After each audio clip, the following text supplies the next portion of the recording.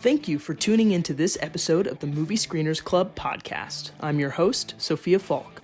The Movie Screeners Club is brought to you by Designing Hollywood Productions, in association with Gardena Cinema. If you want to win the chance to have your short film screened in a huge theater and the opportunity to be interviewed on our podcast, please submit your film today on our website, themoviescreenersclub.com. So you've got your own, Twilight Time universe. Actually, yes. No, yes. TPU. This is supposed to be the first of multiple stories within my own universe. And Is it kind of like a Twilight Zone, like a Twilight Zone series idea? yeah, kind of like that. I've always equated it to scary stories to tell in the dark or Goosebumps. Yeah. More Goosebumps more with the flair of scary stories where it's a little bit more like Stephen Gritty. King is. Yeah, it's a little grittier. I have like a whole bandwidth of where this world comes from and all this other stuff that's very Tolkien-esque, but I'm like, I don't have the budget for that. So let's just do what we can right now. And when when I'm in my 40s and I've amassed what I have, then we can be like, oh, see, he was working on it when he was younger. Well, So they say, horror is the cheapest to make, and it all you can make it for as cheap as you want, and it will still be great. And maybe that too. that's what's so scary about it is only having Yeah. 3 people on I set and trying to I figure love it it. out from there. I honestly have just been like, it was the first time directing after 4 years. I'm still figuring shit out myself. Yeah. I'm still going to school. And so I'm just happy. And this has been a very, very lucrative year or so. This year's been let's pause, let's reflect, and let's finish semesters. Good. Good. So are you a horror guy? Is that your genre that you just feel the most comfortable in, or are you kind of just testing it out? Honestly, I view myself as I play with genre. I don't really stick to one or more. I do love horror. I'm a huge fan of it. It's one of on my Mount Rushmore of stories that I tend to lean towards along with sci-fi. I wanted to get into writing and storytelling mainly to write drama and mainly to write coming of age, slice of life, your before sunrise, your boyhood, your Right. 500 that kind of stuff, Mhm. the heartbeat of the soul. That's really what gets to me. And I think with oftentimes horror, what happens is my favorite horror tends to lean from filmmakers and storytellers that aren't necessarily from that genre. William Friedkin didn't view The Exorcist as though it was like a horror movie, and to his extent has said it's oh, that's a documentary or something like that. And I'm like, Yeah. that's well, I love you, bro, but come on. Or Ari Aster with Hereditary. There's those familial drama, The Shining, endlessly. We can go Right. on. I think that there's always going to be some aspect of personal turmoil and trauma that is going to be involved in my story. So I like it all. Like the first one I did was a noir. It was a black and white noir. It was style. My thing is let's look what the guidelines are. Let's break it a little bit if we can, but let's make it entertaining. Let's tell a story and let's do it how I feel like I want to tell it. Is this your first time going scary? Yes. So how was that? Were there any challenges kind of figuring out how to get that emotion in people? Yeah.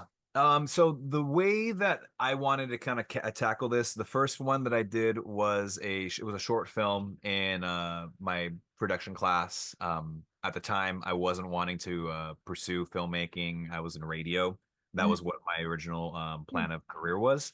Wasn't really a fan of it. I was more into voice acting. So down the line, when I eventually was kind of being just jaded with the industry, I also had plans to want to do filmmaking, but if you don't really have a lot of ins or family to go into that, it's kind of hard. And I didn't have that, but it's well, yeah, kind of, yeah, it's Kind of hard. it's a mountain.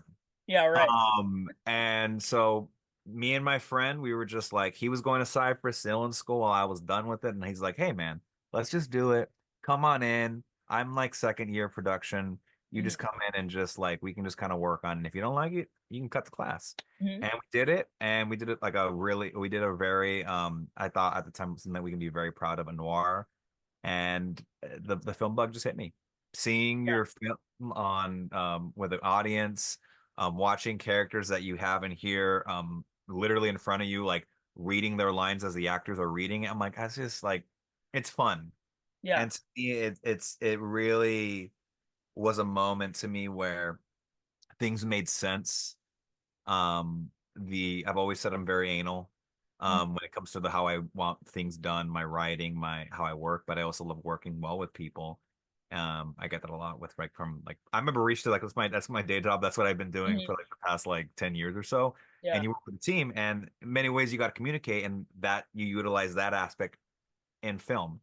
Hmm. Um, and so to me, when I did that first one, loved it. I had so much fun, but it was an exercise based off of what we had at the time. What really spoke to me was horror, and my thought process was like, okay, when I do my next one, that's not a student project. Hmm. That's from my own money and our own like thing. It's gonna be something from here. And Hmm. so that was why I wanted to do a horror as my first non-student film to Right. basically. So that Did was you take did you take anything from your personal life when you were writing Twilight Time? Yes. So the premise of it all and what like started it was that when I was a kid, I used to get sleep paralysis a Interesting. lot. It happens quite frequently, Hmm. and then it would go away, and then I would forget about it, and then years pass, and then we're going through that same experience, Hmm. and now we have the internet, and now we're reading up on things, and eventually I was able to figure out that these things happened when I was under very intense levels of stress, Hmm. and oftentimes whenever I had to deal with loss. I have had a lot of family that I've lost in the past 7 or so years, and in that time I've would have instances of that happen. Hmm. um, and so there's a lot of aspects of that I included and I implemented into the story. The loss of a friend, the loss of loved ones, and right before we shot this, my aunt passed, Hmm.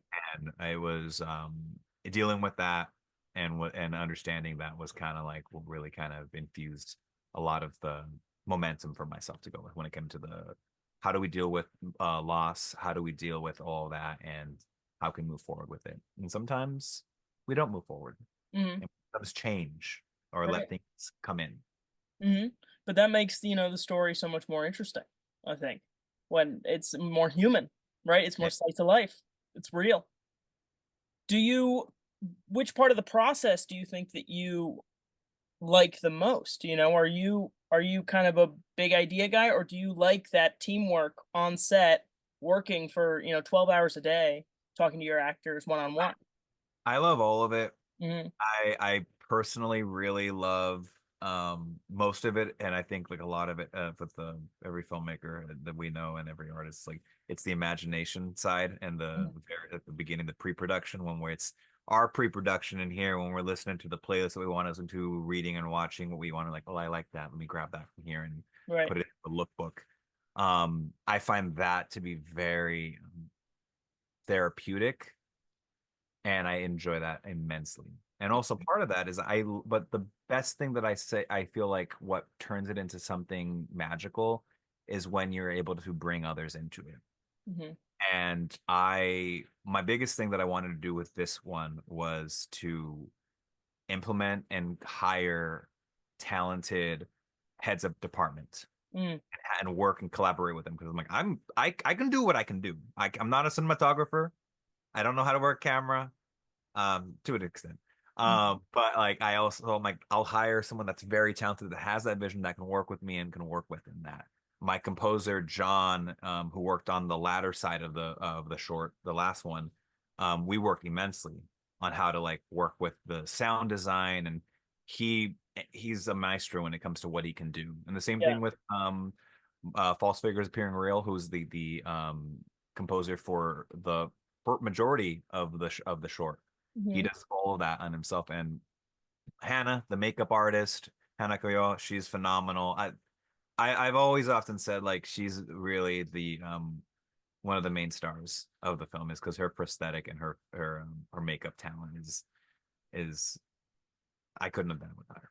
And then my actors, Erica, she's a very, very old friend of mine, and Mhm. she's I feel very confident every time I'm on set with her.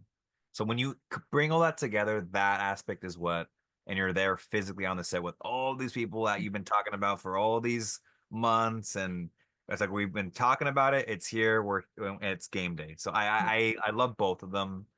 I also think there's a little bit of like put me in a corner and let's see what happens. There's always going to be Right. something that goes wrong. Mhm. Always something that happens to kind of be like, all right, we're going to let a little fire under your ass. We're going to see what happens and see how you guys work under pressure. And some of the most interesting things that I've seen on a set, whether it's mine or I'm just like happy to be there for someone else's, is like Mhm. when the mistakes happen, when the unforeseen things begin to unroil. So, yeah. Right. So speaking of those kind of unforeseen challenges, was there anything that happened on this set that kind of had made you scramble for for an idea or something? Yeah, there was quite a few. In the initial principal production for the first short, Mm. we had to because we used anamorphic lenses, we we landed up not being able to shoot as wide as we wanted to shoot. Oh, Initially, my interesting. idea was to get more of like that It Follows, John Carpenter-esque, Yeah. hereditary wides. I Mhm. wanted it to be like very wide. But when we got to the point of being in there, everyone had been so busy of just trying to get everything together that we were just Mhm. like, my cinematographer Mike was like, all right, not gonna be able to get the shot done because we don't have as much length. It was in my room. It's in the room that we're in right now. Yeah. Um, so we had to pivot and we had to work around that. There Mhm. was instances where we had people not be able to work because certain things happen in their lives, and they're like, I had to get a new cinematographer, I had to Mhm. get new crew, and just things happen. And I can't think of anything aside those two that are really coming to my mind, but Mhm. yeah, it went as smooth as I could have hoped for. Good. Weirdly enough, I did have sleep paralysis the night before we shot. Immense Um, stress. no, it was weird. I remember it was around like, I don't know what time it was. I was like in a Mhm. haze of like, I'm awake, I'm not. And then I could hear footsteps. Like, when Mhm. someone walks to the room and you can feel like the weight Yeah. change? I could feel that. And I could hear it. And I'm just like, did my dog come in here? Did someone else? And I get up just to check. Maybe she was still like a baby at that point, so maybe she Mhm. needed to like, go outside. She was all the way out of the room. And That's so freaky. so, yeah, we had to do some cleansing of the room. Yeah. Uh, Get some it's sage, burn some sage and there were some situations involved that I will not be bringing up for yeah. yeah, some fun stuff happened. Well, thank you so much, Marciel. It was so nice talking to you. Please come see Twilight Time at Gardena Cinema October 17th. It's going to be awesome. Thank you so much. Thank you.